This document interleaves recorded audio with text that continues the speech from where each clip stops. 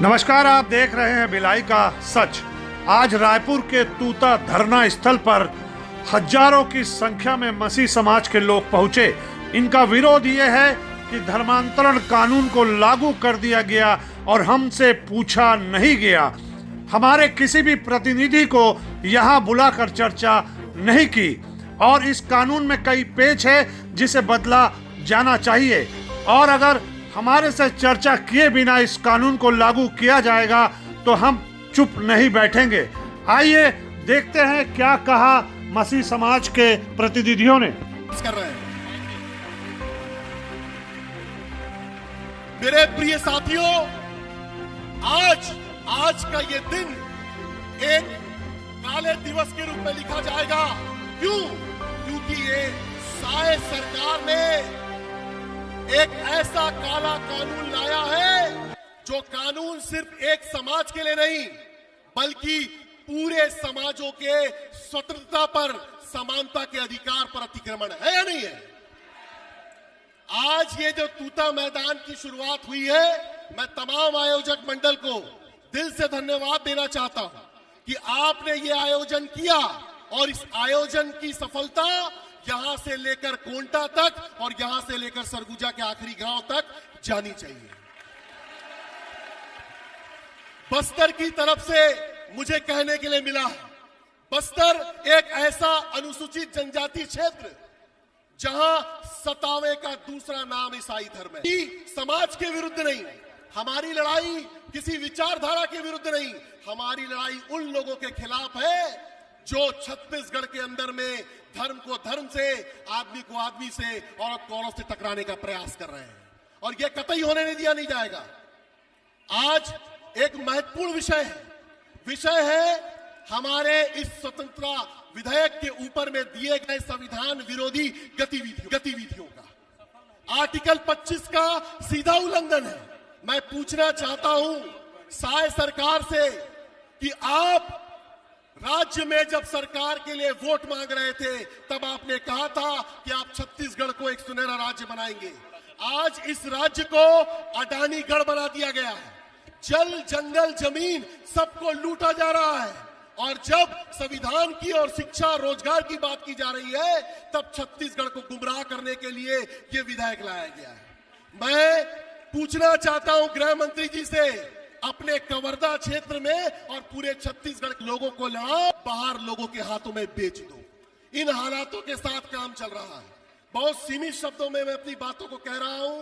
मैं सिर्फ यह कहना चाहता हूं कि आज ईसाई समाज का यह विरोध नहीं है, यह विरोध की शुरुआत है और यकीन मानिएगा कि कल आने वाले समय में एक बुद्धिजीवी व्यक्ति जो भारतीय संविधान पर विश्वास रखता है वो कल उठ खड़ा होगा। इस काले कानून को उन्हें वापस लेना ही होगा और ये आग जो आज यहाँ जल रही है ये बस्तर के कोने कोने तक पहुंचेगी। हम सबको एक मंच पर आकर इसका विरोध करना है।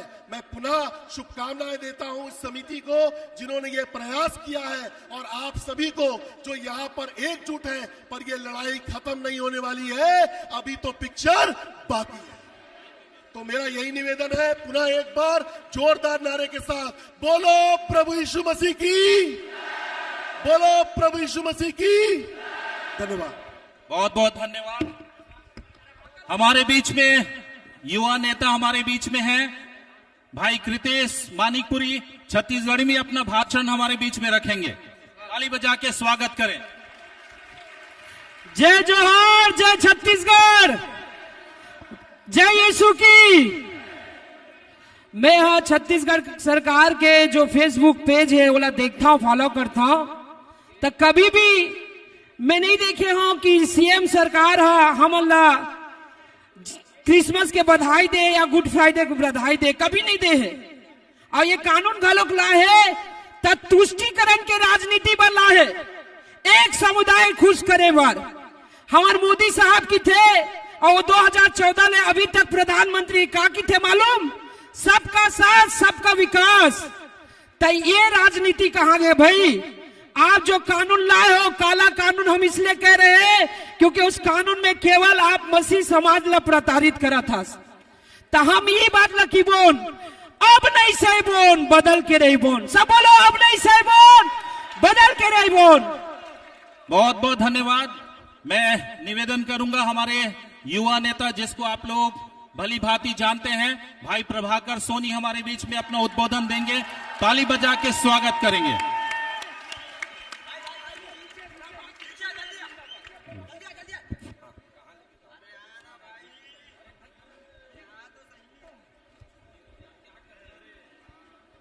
आप सभी को जय मसीह की, जय मसीह की, हालेलुया। ये जितने भीड़ यहां पर रुके हुए हैं, मीडिया के माध्यम से सरकार को और मैं पूरे प्रदेश के लोगों से कहना चाहता हूं, ये 2 बोरी चावल देकर बिलाई गई भीड़ नहीं है। ये 2 बोरी चावल वाला भीड़। और मैं कहना चाहता हूं, ये जो कानून लेकर के ये सरकार आया है, ये कानून की क्या आवश्यकता थी? जरूरत ये था कि सरकार को चाहिए था कि जो लोग जाति के नाम पर लोगों को बांट रहे हैं, जो लोग भेदभाव कर रहे हैं, उनके लिए एक कठोर कानून को क्या करे सरकार, बनाए। मैं मीडिया के आए हुए तमाम बंधुओं को, भाइयों को धन्यवाद करता हूं। मीडिया चौथा स्तंभ है हमारे देश का, लेकिन जब मीडिया गलत चीजों को दिखाती है तो कहीं ना कहीं हमारी बात सरकार तक नहीं पहुंच पाती है। मेरे को नीचे क्यों कर दिया यार तुम लोग?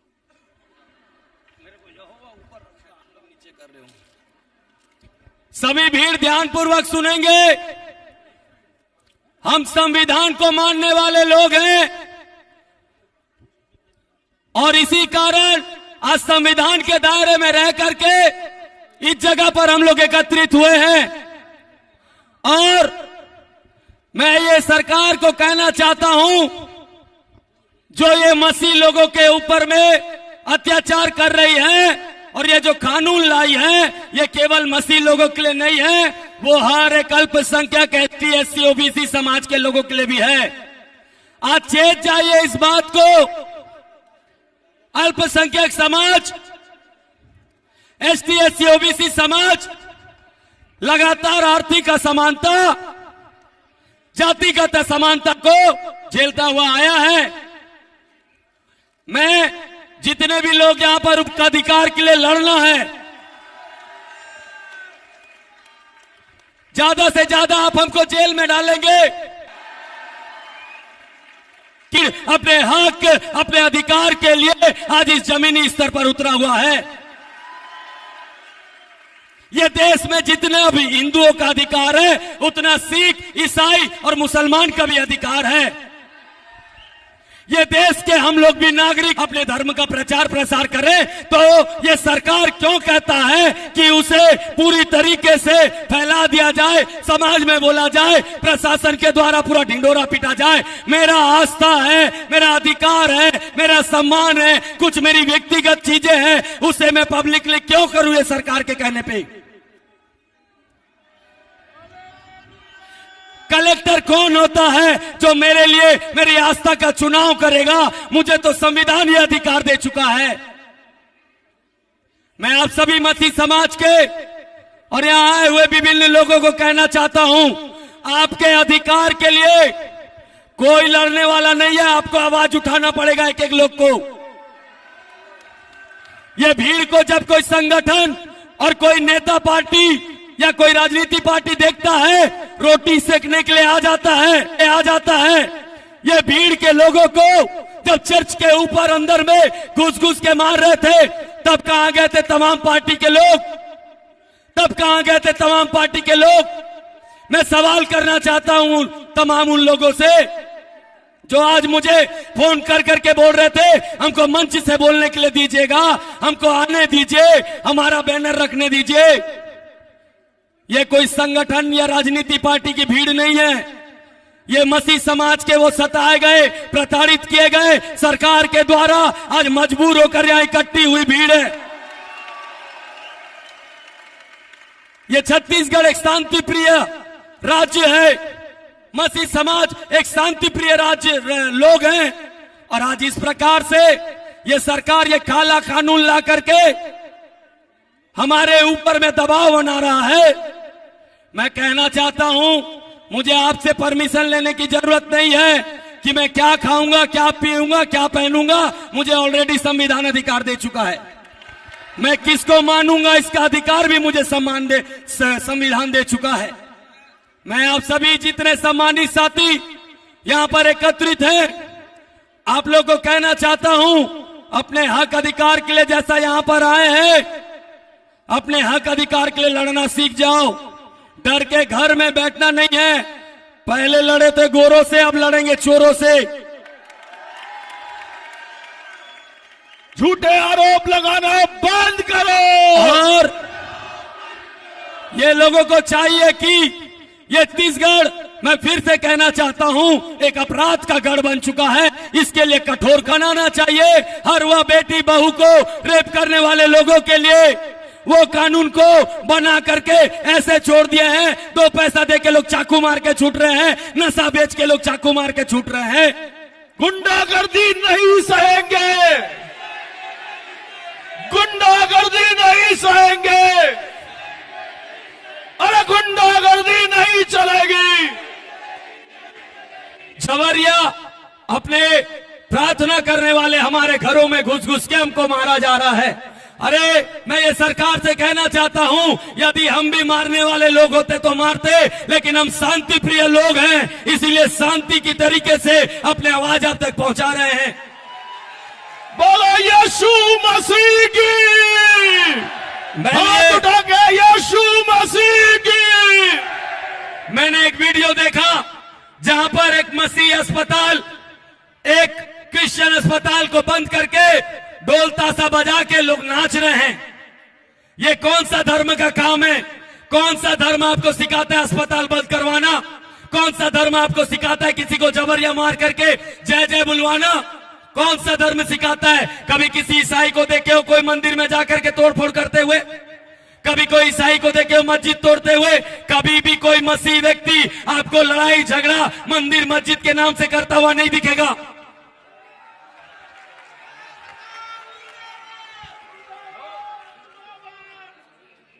मैं सवाल करना चाहता हूं सरकार से, वो जवाब दे कि धार्मिक स्वतंत्रता हमें संविधान में मिलने के बाद भी आप इस प्रकार से एक समुदाय को प्रताड़ित परेशान आखिर क्यों कर रहे हैं?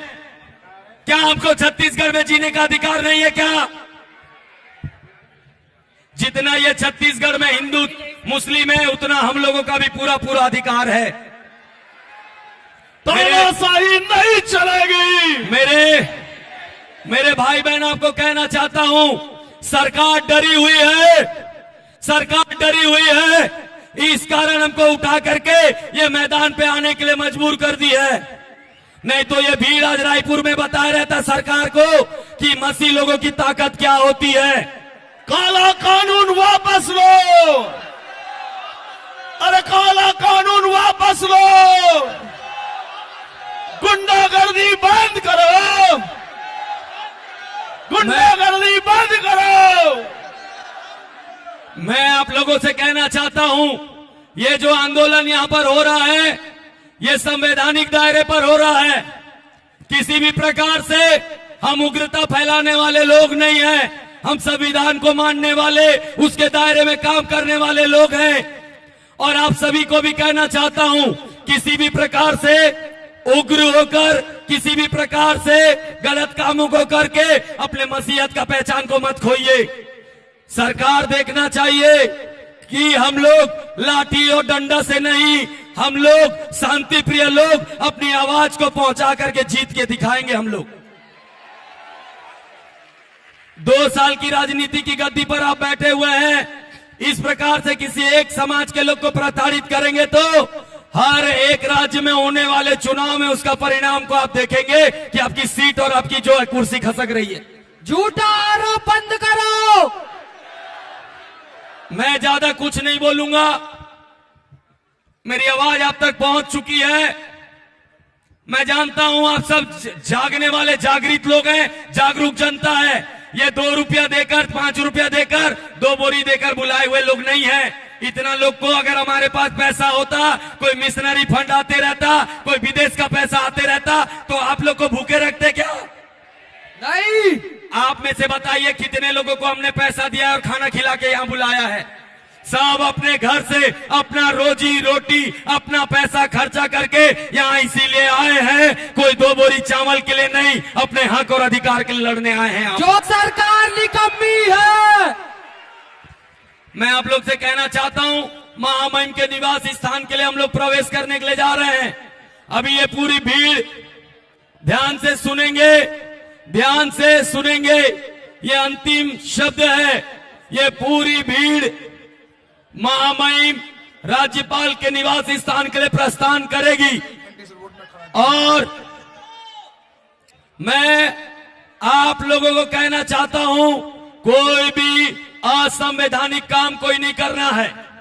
किसी भी प्रकार से मारपीट, लड़ाई झगड़ा, उग्रता नहीं करना है। हमारा आइडेंटिफिकेशन हमको खोना नहीं है। मैं आप लोगों को बताना चाहता हूं, जो भीड़, जो लोगों को हमने तय किया है, वही लोग हमारे साथ आगे चलेंगे, वही लोग हमारे साथ रहेंगे। जिस व्यक्ति को हम नहीं पहचानते, जिस व्यक्ति को हम नहीं जानते, वो हमारे साथ बिल्कुल नहीं रहेंगे। पूरी भीड़ हमारा नेतृत्व करेगी, हम आगे चलेंगे और उसके बाद जहां हम रुकने बोलेंगे रुकना है, जहां बैठने बोलेंगे वहां पर बैठना है। किसी भी प्रकार से उग्र नहीं होना, किसी भी प्रकार से लड़ाई झगड़ा, मारपीट करके अपनी बात सरकार तक पहुंचाना नहीं है। आप यहां बैठे हैं, सरकार को पता चल चुका है ऑलरेडी। मसीह समाज जिंदाबाद। अब हम लोग यहां से प्रस्थान करने वाले हैं। मेरे साथ जो युवा भाई, जितने लोग कल की मीटिंग में थे, इधर उधर थे, अभी भी हैं, मैं कहना चाहता हूं मेरे पास आ जाइए। एक कतारबद्ध तरीके से चलेंगे, ऐसा गुंजा के नहीं जाना है। लाइन बना के आराम से हम लोग इस जगह से निकलेंगे। एक दूसरे का हाथ पकड़ के 5-6 लाइन बना करके यहां से निकलना है। अभी प्रार्थना करेंगे, रुकिए, तत्पश्चात हम लोग निकलेंगे।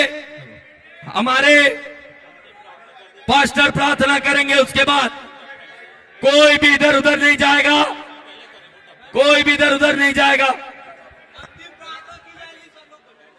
वोट ऑफ थैंक्स के लिए मैं निवेदन करूंगा, पास्टर आशीष गाड़िया सामने आएंगे और 2 मिनट में अपना धन्यवाद ज्ञापन देंगे और उसके बाद अंतिम प्रार्थना करेंगे और उसके बाद रैली के रूप में आगे बढ़ेंगे। हम लोग प्रार्थना के साथ प्रस्थान करेंगे। कृपया करके अपने स्थानों पर बैठें। साथियों, सर्वप्रथम परमेश्वर का धन्यवाद करते हैं कि परमेश्वर ने हमें वो अनुग्रह दिया है कि आज एक बड़ी भीड़ जो है, आज जो संविधान के विरुद्ध में कार्य हो रहे हैं, उसके लिए आवाज उठाने के लिए यहाँ पर है। और परमेश्वर का धन्यवाद करता हूँ कि उसने हमें अनुग्रह दिया है कि इतने दूर दूर से आपको परमेश्वर के अनुग्रह में यहाँ तक लाया।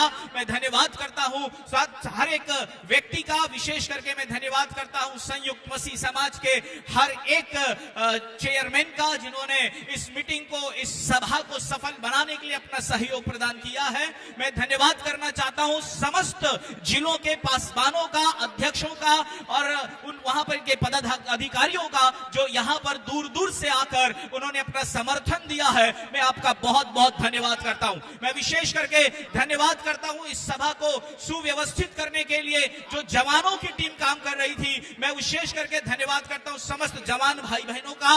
विशेष करके मैं धन्यवाद करता हूं भाई प्रभाकर सोनी और उनकी पूरी टीम का, जिन्होंने रात दिन एक करके इस मीटिंग को सफल बनाने के लिए, इस सभा को, इस विरोध रैली को सफल बनाने के लिए अपना योगदान दिया है। मैं उन सभी को हृदय से धन्यवाद करता हूं। मैं धन्यवाद करता हूं यहां पर के टेंट व्यवस्था को व्यवस्थित करने वाले, टेंट व्यवस्था करने वालों का धन्यवाद करता हूं, साउंड सिस्टम के व्यवस्थकों का धन्यवाद करता हूं और समस्त उन वक्ताओं का धन्यवाद करता हूं जिन्होंने आज अपना उद्बोधन दिया है। और मैं विशेष धन्यवाद करता हूं आप सभी का, जो दूर दूर से आप यहां पर आए हैं और परमेश्वर के धन्यवाद करने के लिए और उस काले कानून के विरोध में खड़े होने के लिए। ये आज आपने बता दिया है कि हम हमारा देश जो है वो राजतंत्र से नहीं चलता है, वो लोकतंत्र से चलता है, वो संविधान से चलता है। एक बार जोरदार ताली बजाकर उस परमेश्वर का धन्यवाद करें, क्योंकि वही परमेश्वर पृथ्वी पर राज करता है।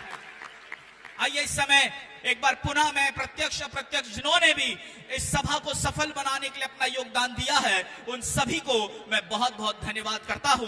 परमेश्वर आपको बहुत आयत से आशीष प्रदान करे। आइए हम इस समय प्रार्थना करेंगे। हम लोग प्रार्थना कर रहे हैं। ये अंतिम हमारा कार्यक्रम की अंतिम ये है यहाँ पर, और उसके बाद हम लोग प्रस्थान करेंगे। कृपया करके आप सब कोई प्रार्थना में शामिल हो। हमारे महान दयालु पिता, धन्यवाद आपकी दया कृपा के लिए। आज के दिन में जो कानून हमारे विरोध में लाया गया, उसके विरोध में हम यहाँ पर एकत्र होकर के अपनी बातों को आपके हाथों में सौंप देते हैं।